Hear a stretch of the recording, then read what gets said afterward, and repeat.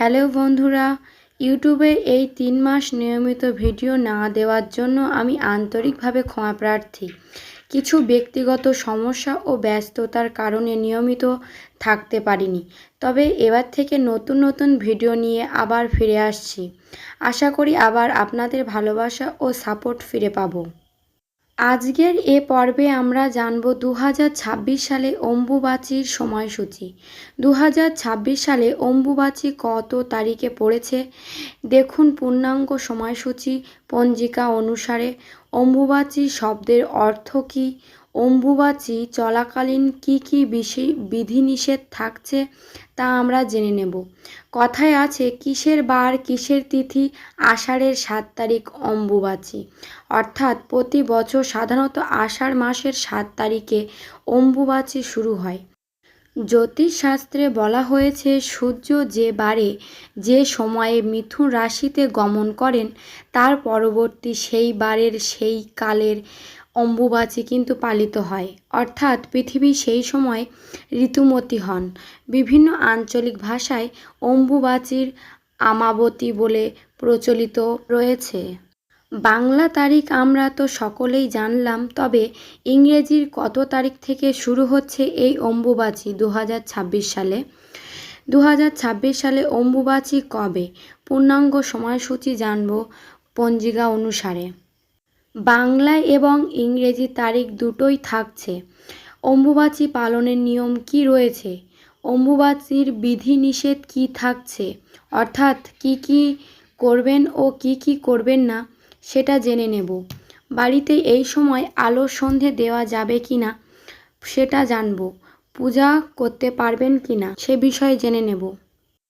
আম দুধ কেন খেতে হয় এই সময় সবটাই আলোচনা করব, কিন্তু তার আগে আপনি যদি চ্যানেলে নতুন হয়ে থাকেন অবশ্যই চ্যানেলটিকে সাবস্ক্রাইব করবেন, পাশে বেল আইকনে প্রেস করে অল নোটিফিকেশান অন করবেন এবং একটি লাইক করে কমেন্টে জয় মা কামাখ্যা লিখতে কিন্তু ভুলবেন না।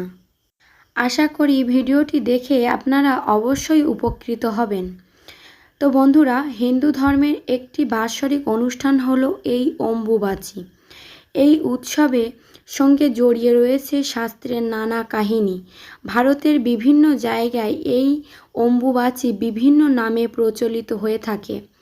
লোকবিশ্বাস অনুসারে আষাঢ় মাসের 7 তারিখে মৃগশিরা নক্ষত্রে 3টি পদ শেষ হলে পৃথিবী বা ধরিত্রী মা রজস্বলা হন।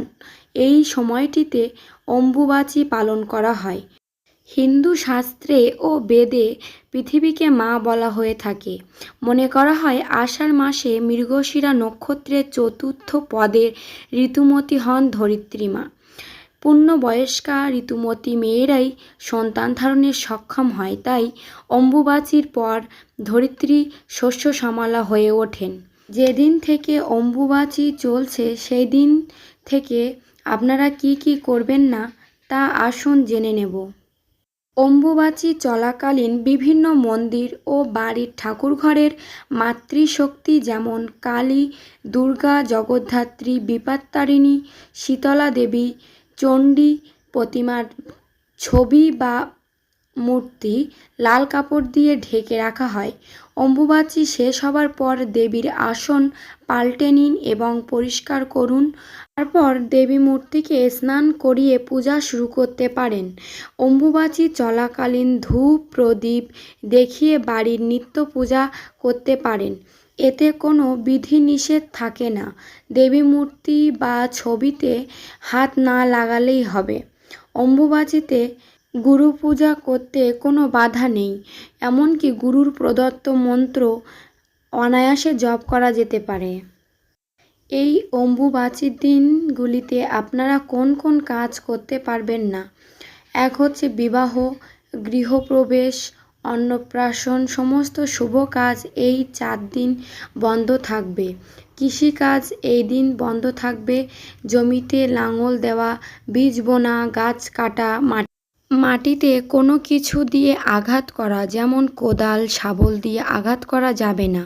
বৃক্ষরোপণ নিষিদ্ধ। অম্বুবাচীতে আম দুধ কেন খেতে বলা হয়? হিন্দু পুরাণ ও জ্যোতিষশাস্ত্র অনুযায়ী বর্ষাকালে সাপের উপদ্রব বাড়ে। এবং এই সময় আমদুধ খেলে দেবী তুষ্ট হন ও সাপের ভয় দূর করার জন্য আমদুধ খাওয়ার প্রচলন আছে লোকাচারে। এবার আমরা জেনে নেব 2026 সালে অম্বুবাচী কখন থেকে কবে থেকে শুরু হচ্ছে।